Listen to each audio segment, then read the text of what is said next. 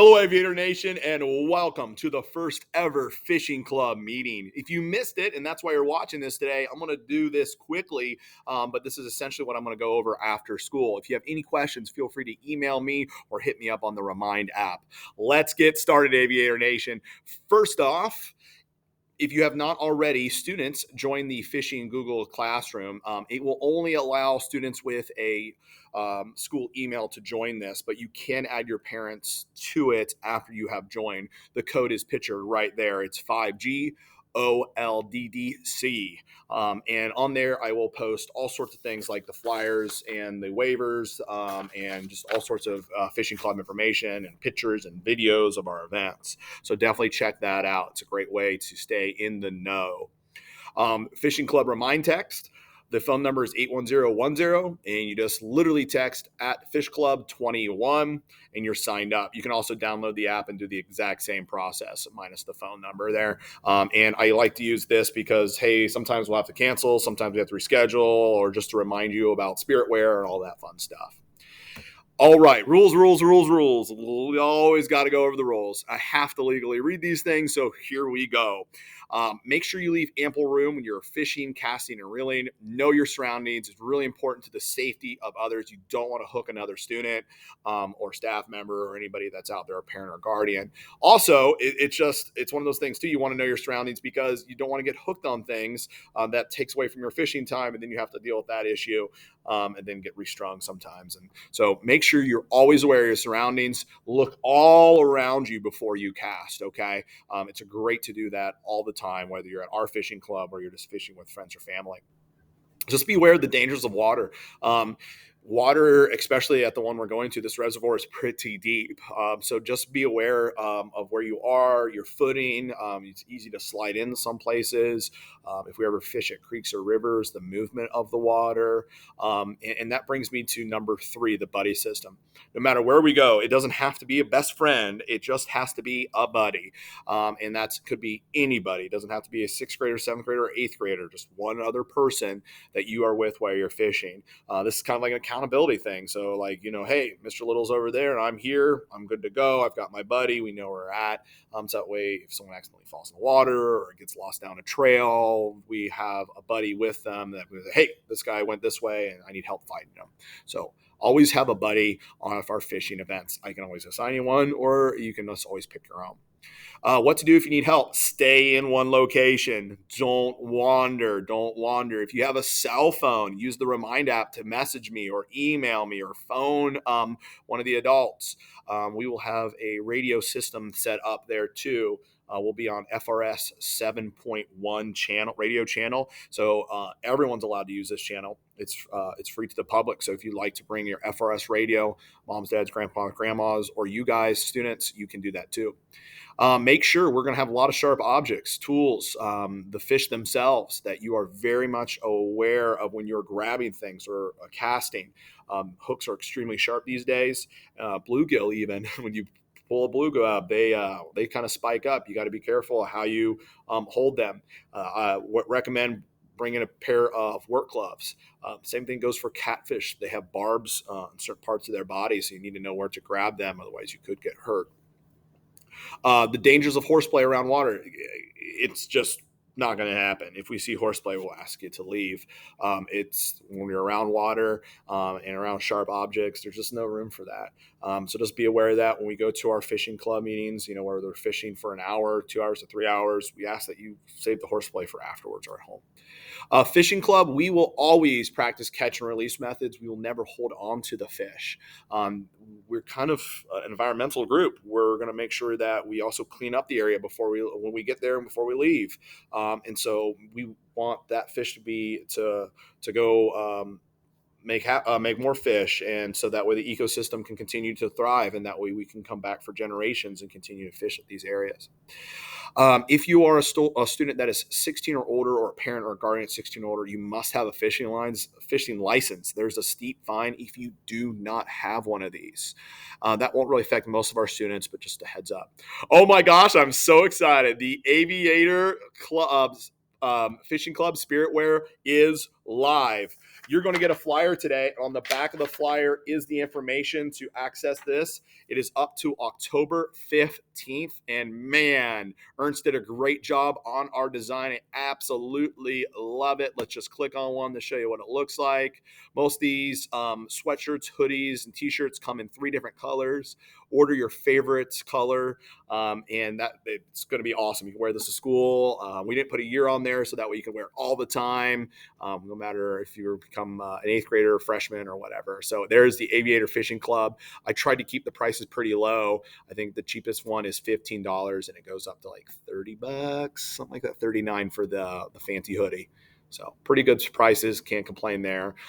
If you're interested, you have till the 15th to order that stuff. All right, our first event is this Saturday at Dr. Michael Bauer's Lake, 811 East West Winger Road. For those of you that are familiar where Aldi's at, it's right behind Aldi's and Popeyes on Winger Road, right where it dead ends. As you're going down it, it will be on your left before the road dead ends. Here's a little map. And so as you're coming down this road right here, there's Winger. And actually, I got a better map here. As you're coming down Winger, you'll dead end right here where my cursor's at. And this is where we'll meet in the parking lot.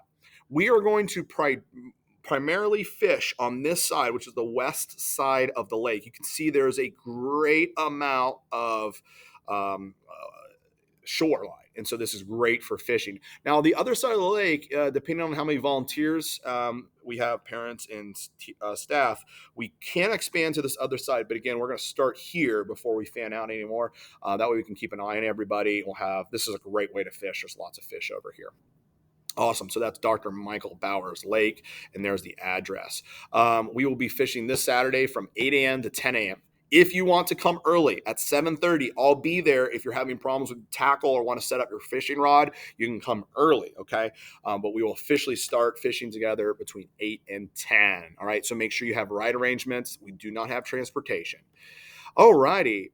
A couple other things I want to go over. There are a couple different types of reels.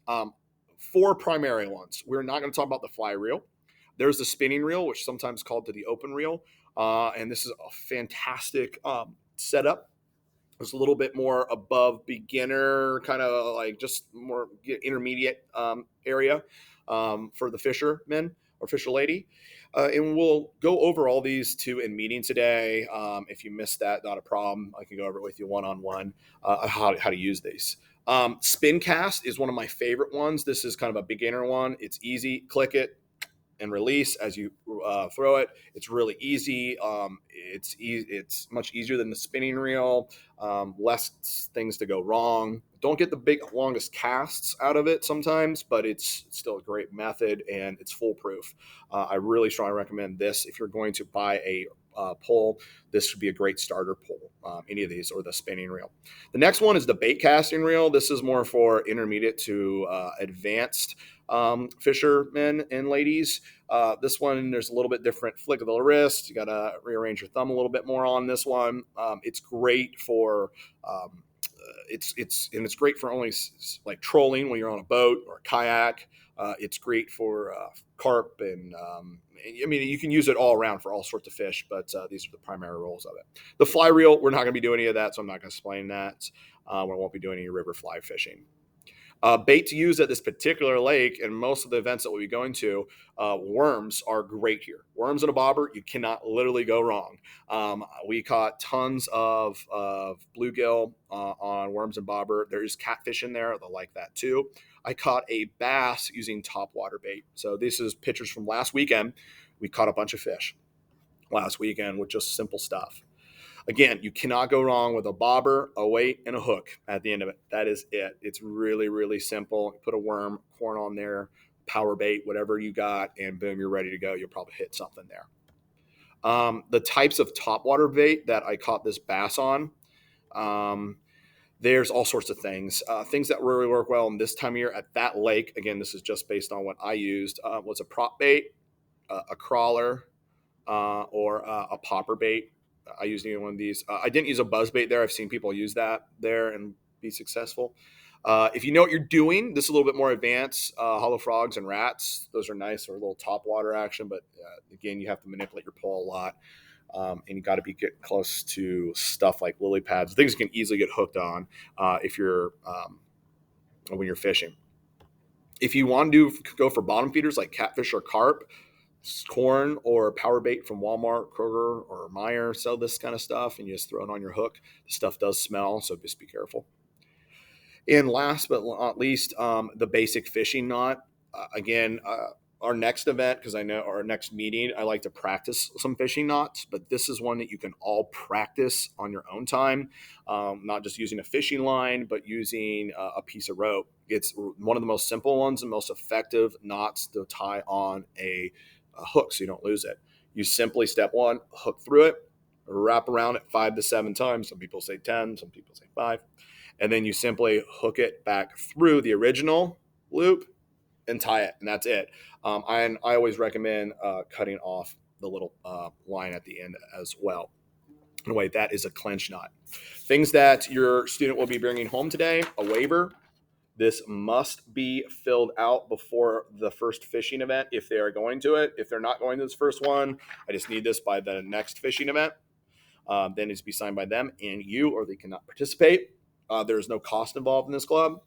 The second thing is a flyer, and on this flyer has everything I just went over: what to bring, what to wear, weather, how to contact me, and on the back, spirit wear.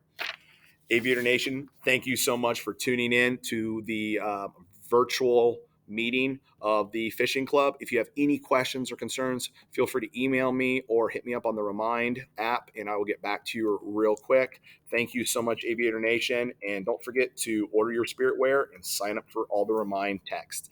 Thank you so much. You guys have been amazing, and we'll see you, aviators, at the lake.